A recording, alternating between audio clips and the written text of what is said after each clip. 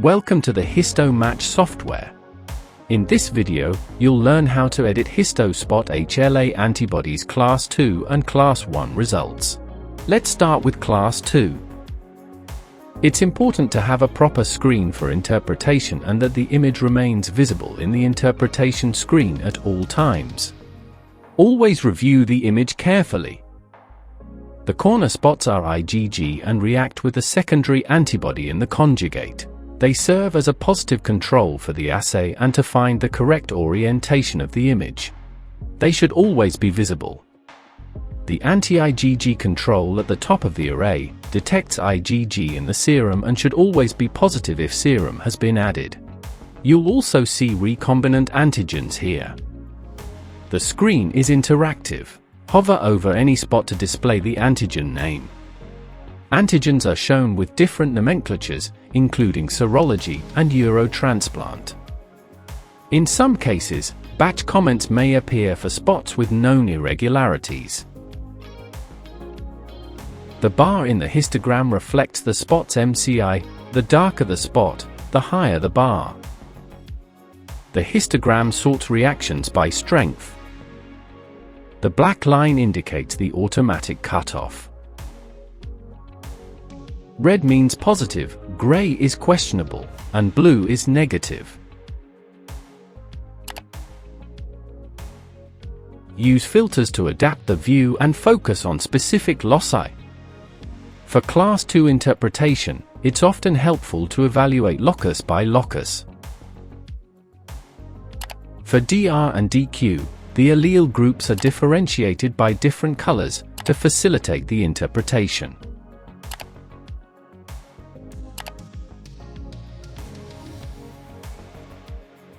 Use the arrows to lower the cutoff threshold.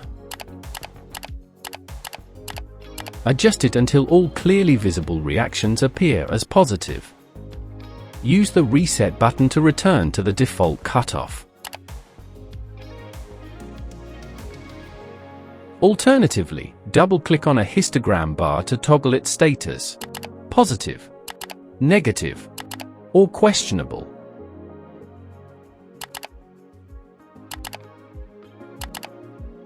A dot indicates manual changes, red is for positive, and gray for questionable before. Blue stands for previously negative.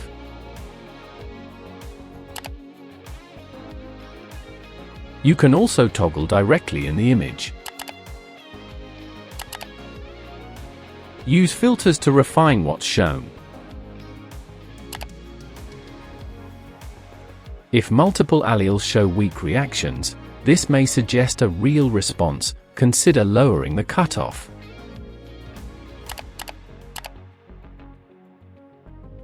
Antigens are sorted by reaction strength by default. Clicking the locus button sorts them by allele name.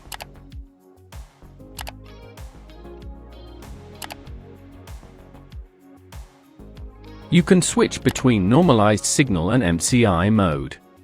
We recommend using the normalized signal for this view, since the automatic cutoff is based on it. Change antigen nomenclature as needed. Default is the two-field allele name, for example DRB11101. Alternatively, use the serological or Eurotransplant nomenclature.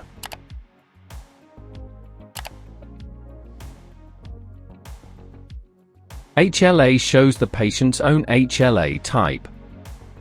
If the patient's HLA type has already been entered in the patient section, you can copy it from the HLA type window and paste it there.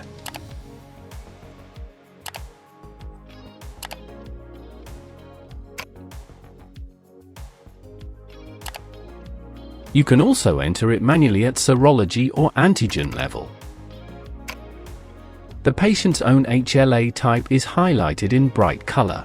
This helps assess the result quality. Use the X button to delete an entry. DSA shows donor-specific antigens after transplantation. Enter allelic antigens to monitor DSAs. They appear in blue if detected. You can enter the complete HLA and DSA sets. Assigned positives appear in the specificity list and are included in the report. The calculated PRA shows the percentage of potential donor exclusions. A higher PRA indicates a lower probability of finding a suitable donor. Note, we do not use native proteins. HISTO SPOT HLA AB relies exclusively on recombinant proteins. The specificity list shows serological specificities. Example, DRB10801 and DRB10804 together become DR8. If only one is positive, the allele is shown. Making both positive will display the group, in this case DR8. Weak or questionable antigens appear in a separate window. They're also listed separately in the report for clinical decision-making. Detected epitopes are listed and reported as well. Use the sample list to see IDs and result summaries. Alternatively, change to the plate layout via drop-down. Adjust window sizes for better interpretation.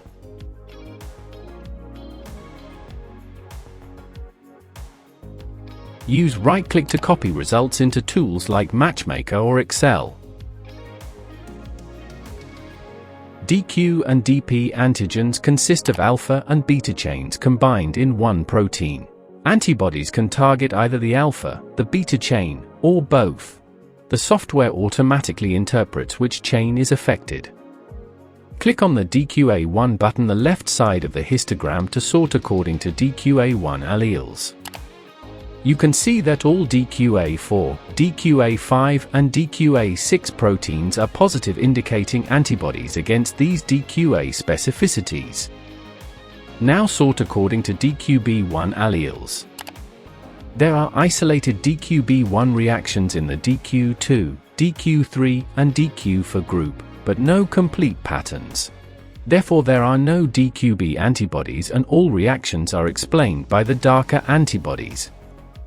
If you now click the Interpret button, HISTO Match automatically turns all DQB1 alleles negative and the highlighting color changes to indicate this. Only the DQA1 specificities are listed in the positive results window. You can edit the DQA or the DQB allele of one protein separately by double-clicking on the respective allele name. The highlighting color changes back. If you make all alleles of one serological specificity positive, in this case all DQB1 3.01 alleles for DQ7, the serological specificity is added to the results window. If only part of a group is positive, it's likely not a true antibody. Once editing is complete, approve the results. HISTO Match uses a two-step authorization process. Technicians approve results with the yellow check mark.